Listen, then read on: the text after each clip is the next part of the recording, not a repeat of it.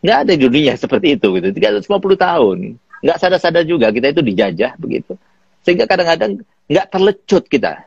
Nggak sadar-sadar kecuali dengan kekerasan. Ya mungkin Allah Ta'ala mengirim seperti Habib Rizik ya, seperti Habib Bahar, yaitu untuk supaya untuk melecut kita. Kalau nggak ada mereka, siapa yang berani?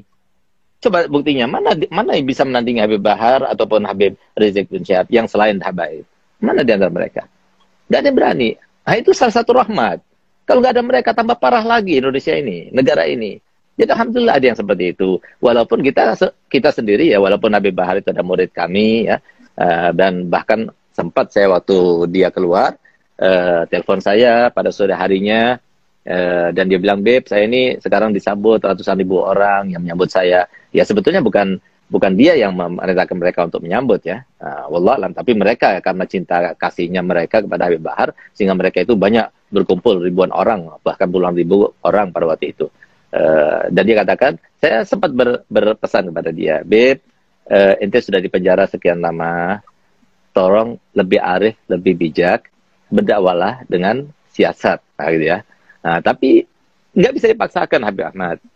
Ana sama antum mungkin sama ya, dakwanya caranya lemah lembut gitu. Ada orang yang nggak bisa, dia tuh nggak tahan, melihat sebuah kemungkaran itu tidak tahan, melihat sebuah kezaliman itu tidak tahan. Dan insya Allah yang lemah lembut pun di antara ulama juga seperti itu, cuma caranya beda. Kita merangkul, tapi ada yang memukul gitu. Kalau nggak ada yang memukul, semua merangkul, kita jadi babu terus. Jadi artinya perjuangan orang ulama yang keras ini, yang dikatakan Nabi SAW, afdul jihad kalimatu haqqin urida biha batil.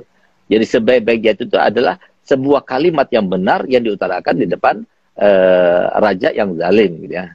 Nah, jadi seperti itu. Kalau nggak ada yang seperti itu, maka akhirnya kita dosa semuanya. Karena kan amar ma'ruf nahi munkar itu kan harus dilaksanakan. Yang punya tangan dengan tangannya, yang punya lisan dengan lisannya, yang punya harta dengan hartanya, yang nggak bisa ya udah dengan hatinya gitu.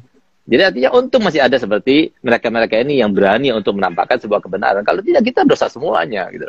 Artinya perjuangan mereka itu lebih banyak berkorban ketimbang kita, Beb Ahmad. Nah, kita ini melemah lembut. Kita ini kan diterima oleh semua kalangan karena kita lemah lembut. Tapi orang seperti dia dimusuhi banyak orang. Nah, mungkin kita nggak dimusuhi gitu. Nah, jadi lebih berat seperti beliau. Nah, jadi memang fenomena yang semacam ini harus ada di dunia ini ya. Jadi harus ada. Oleh karenanya di dalam pendidikan itu nggak boleh dengan cara lembut. Salah itu dengan cara lembut. Harus ada kekerasan juga. Karena Pak setan itu satu-satunya takutnya itu dengan kekerasan. Nah, kalau seumpama yang semacam itu tidak dibenarkan, ya, dengan mengatakan itu hak asasi manusia sebagai, loh, kenapa di penjara itu harus ada kekerasan? Kenapa harus ada, ketika investigasi itu harus ada kekerasan? Kalau memang tidak boleh. Nah, ini kan juga untuk membenarkan, untuk meluruskan, untuk menjadikan orang itu baik kembali, pembinaan katanya di penjara pembinaan. Nah, ini kan juga pembinaan anak kita.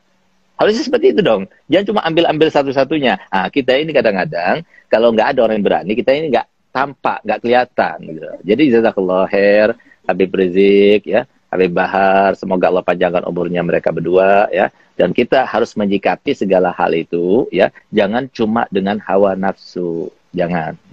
Nah, tapi kita sebagai habaib kita sudah sadar. Karena apa? Sebagaimana katakan Habib Abdullah bin Umar bin Yahya, al-habaib fi kulli waqt mabghud wa mahbub.